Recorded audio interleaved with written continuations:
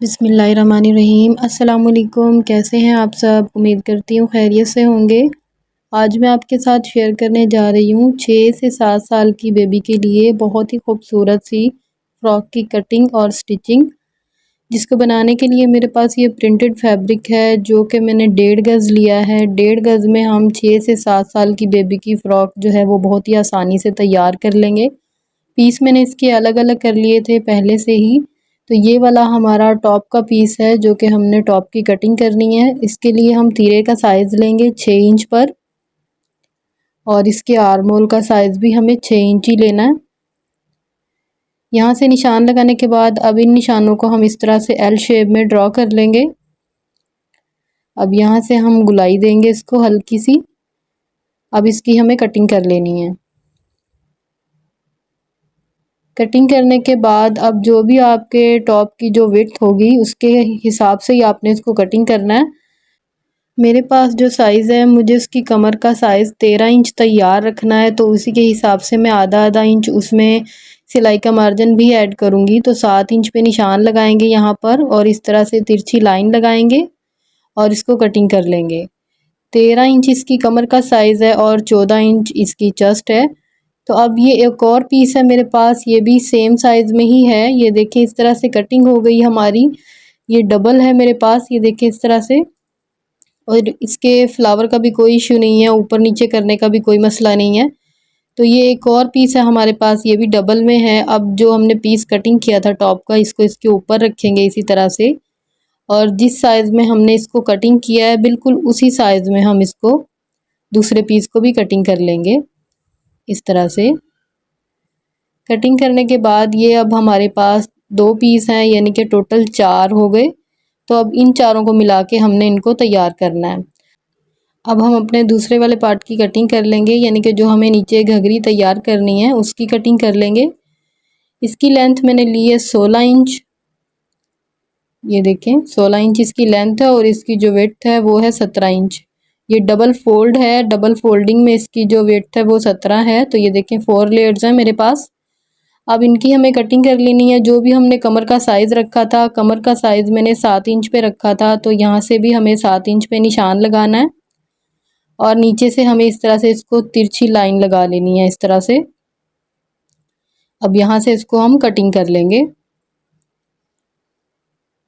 इस तरह से।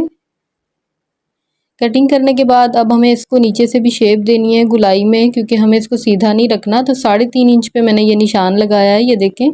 अब इसको हम इस तरह से गुलाई देंगे और यहाँ से भी अपनी जो नीचे वाले पार्ट की हम कटिंग कर लेंगे। ये देखें कटिंग हमारी हो चुकी है ऊपर से भी। अब हम इसको अलहदा कर लेंगे क्योंकि ये इकट्ठा पीस था डबल में। तो ये देखें इसकी कटिंग कुछ इस तरह से आई है। टॉप पार्ट की जो मैंने कटिंग की थी वो दोनों पीस की बराबर की थी, लेकिन मुझे थोड़ा सा छोटा बनाना था एक पीस, तो मैंने इसलिए ये देखें 1 इंच इसको कम कर दिया। यानी कि जो 2 पीस हैं वो हमारे 1 इंच बड़े हैं और 2 पीस 1 इंच छोटे हैं। तो इस तरह से अब हमें एक पीस बड़े वाला ले लेना है, सीधा करके रखेंगे, और दूसरा पीस हम छोटे वाला लेंगे, इसके ऊपर इसको उल्टा करके रखेंगे। अब यहाँ से हमें सिलाई लगा लेनी है इस जगह से।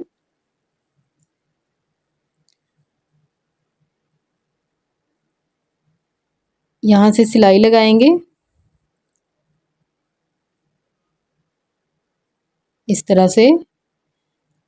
अब यहाँ से हमें इसके साथ बड़े वाले पीस को रखना है क्योंकि ये छोटे वाला पीस है। तो इसी तरह से आप लोगों ने भी इसको अटैच कर लेना है, बड़े वाले पीस के साथ छोटा पीस और फिर छोटे वाले के साथ बड़ा पीस। इस तरह से ये कुछ तैयार हो जाएगा हमारा। एक साइड हमारी अटैच हो चुकी है, अब हम दूसरी वाली साइड को भी अटैच कर लेंगे इसके साथ। और अभी तक अगर आपने मेरी वीडियो को लाइक नहीं किया तो लाइक कर लें, चैनल पर नए हैं तो चैनल को भी सब्सक्राइब कर लें, बेल के बटन को भी ज़रूर प्रेस किया करें ताकि आपको मेरी हर आने वाली वीडियो का नोटिफिकेशन मिल सके। और वीडियो को पूरा देखा करें और अपने दोस्तों के साथ, फैमिली मेम्बर के साथ शेयर भी किया करें इसको। सिलाई हमारी लग चुकी है, ये देखें कुछ इस तरह से इसकी शेप आई है हमारे पास। सीधा कर लेते हैं इसको। ये देखें अब ये जो है हमारे छोटे वाले जो पार्ट थे ना, उसको हमने यहाँ से बारीक बारीक आगे से फोल्ड कर लेना है। जो बड़े वाले पार्ट थे उसको नहीं करेंगे हम, जो छोटे वाले थे उनको करेंगे। दोनों साइड के जो थे हमारे, उन दोनों को इसी तरह से बारीक बारीक सिलाई लगा लेंगे।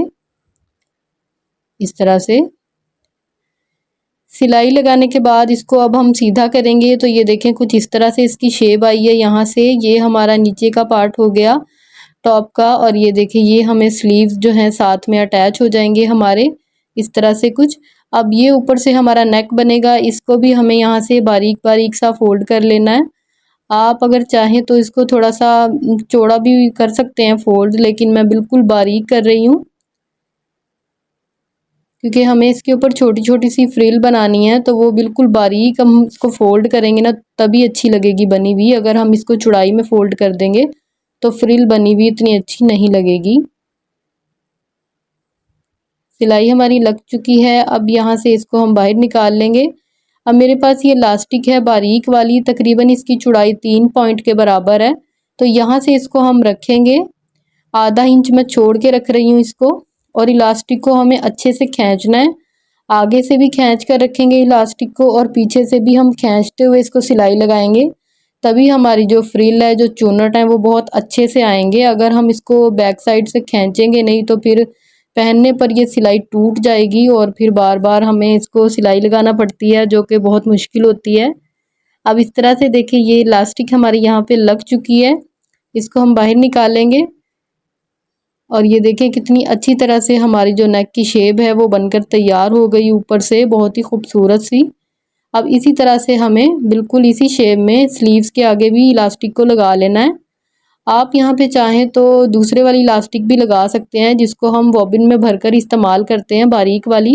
लेकिन अक्सर क्या होता है, धोने के बाद वो टूट जाती है। जब हम वॉशिंग मशीन में कपड़ों को वॉश करते हैं ना, तो फिर वो टूट जाती है अक्सर। तो फिर वो बार बार सिलाइयाँ पक्की करनी पड़ती हैं और फिर अच्छी नहीं लगती। तो इसलिए मैंने इस वाली इलास्टिक का इस्तेमाल किया।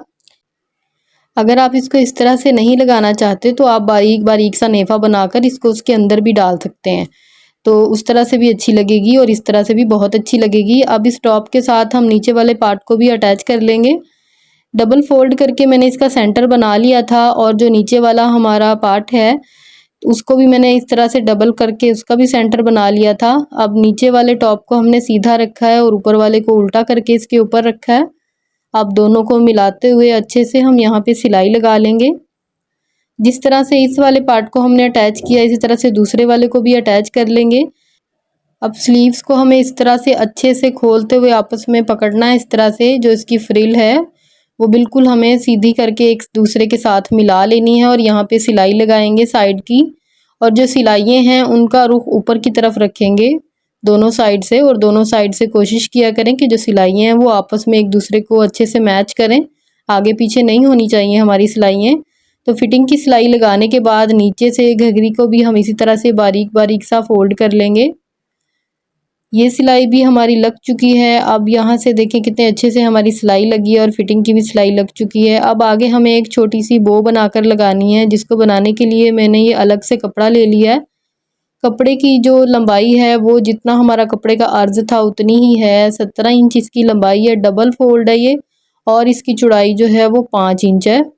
इस तरह से अब इसको दोबारा से ऐसे फोल्ड करेंगे। यहाँ से सेंटर से ये जो है मेरी तरफ जहाँ से मैंने कटिंग शुरू की है, ये बंद वाली साइड है। ओपन वाली साइड इस तरफ है जहाँ से हमने यहाँ इसको वी शेप देनी है। ये देखें इस तरह से। अब इसको खोलेंगे और खोलने के बाद इसको हमें सिलाई लगा लेनी है। ये देखें यहाँ से हम अपनी सिलाई को स्टार्ट करेंगे